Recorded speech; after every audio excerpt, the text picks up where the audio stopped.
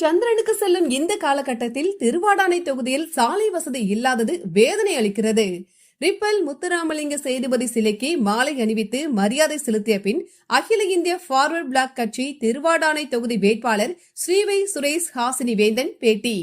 திருவாடானை சட்டமன்ற தொகுதியில் அனைத்து இந்திய புரட்சி தலைவர் மக்கள் கழகம் கூட்டணி சார்பில் அகில இந்திய ஃபார்வர்ட் பிளாக் கட்சி வேட்பாளராக ஸ்ரீவைகுண்டத்தை சேர்ந்த சுரேஷ் ஹாசினி வேந்தன் போட்டியிடுகிறார். இவர் வேட்புமனு தாக்கல் செய்த பின்பு தொகுதி முழுவதும் பரபரப்பாக சுற்றுப்பயணம் மேற்கொண்டார்.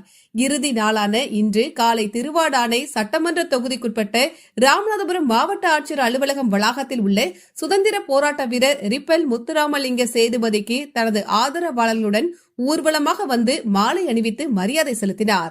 அதன் பின் செய்தியாளர்களிடம் கூறுகையில், திருவாடானை தொகுதி முழுவதும் சாலை, குடிதண்ணீர், மின்சாரம் உள்ளிட்ட அடிப்படை வசதிகள் இல்லாமல் மக்கள் தவித்து வருகின்றனர்.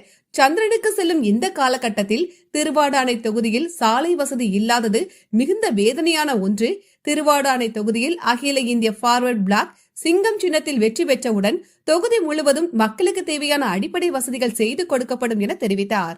இந்த நிகழ்ச்சியில் ராமநாதபுரம் மாவட்ட செயலாளர் லட்சுமணன், மாநில இளைஞரணி செயலாளர்கள் சப்பானி முருகன், ஆலிக்குடி மாரி, நெல்லை மாவட்ட மாநகர தலைவர் பாலு, மாநில மாணவரணி பொதுச் செயலாளர் கொம்பையா பாண்டியன், தூத்துக்குடி வடக்கு மாவட்ட செயலாளர் செண்பகராஜ், நெல்லை மாநகர மாவட்ட செயலாளர் கேரளா மணிதேவர், தென்காசி மாவட்ட செயலாளர் சுப்பிரமணியன், ராமநாதபுரம் மாவட்ட பொறுப்பாளர்கள் தினேஷ், ஆதி, சிக்கன்ஜி, பைபாஸ் பாலா உள்ளிட்ட ஏராளமானோர் கலந்து கொண்டனர். அகில இந்திய ஃபார்வர்ட் பிளாக் கட்சியின் சார்பாக திருவாடானை சட்டமன்ற தொகுதியில் வேட்பாளரான ஸ்ரீவைகுண்டம் சுரேஷ் ஹாசினி வேந்தன் சிங்க சின்னத்தில் போட்டியிடுகிறோம். இந்த பகுதியில் வாக்கு சேகரிக்க சென்ற போது மக்களுக்கு அத்தியாவசிய பிரச்சனையான குடிநீர் பிரச்சனை, சாலை போக்குவரத்து வசதி, சாலை சரி பண்ணுவது, நீர் ஆதாரங்களை பெருக்குவது போன்ற விஷயங்களை எல்லாம் தெரிந்து மக்களிடம் எடுத்துரைத்தோம்.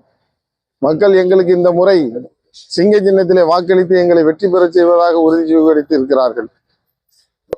சந்திரனுக்கு சென்று வந்திருக்கின்ற இந்த காலகட்டத்தில் 6 வழிச்சாலை 8 வழிச்சாலை என்று சாலை விரிவுபடுத்தி இருக்க காலகட்டத்தில் சாலையே இல்லாத ஒரு அவல நிலை. கடந்த முறை சட்டமன்ற உறுப்பினராக இருந்தவர்கள் இந்த மக்களுடைய அடிப்படை பிரச்சனையில் கூட கவனம் இல்லாமல் இருந்து பணத்தை கொடுத்து வாக்குகளை சேகரித்து விடலாம் என்று ஒரு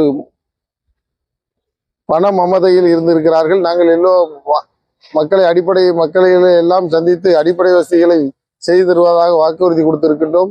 தேவர் நேதாஜி முக்கியா தேவர் கொள்கைகளை சொல்லி இருக்கின்றோம். அந்த வகையில் எங்களுக்கு வாக்களித்து வெற்றி பெற செய்வதாக மக்கள் உறுதி கூறியிருக்கிறார்கள்.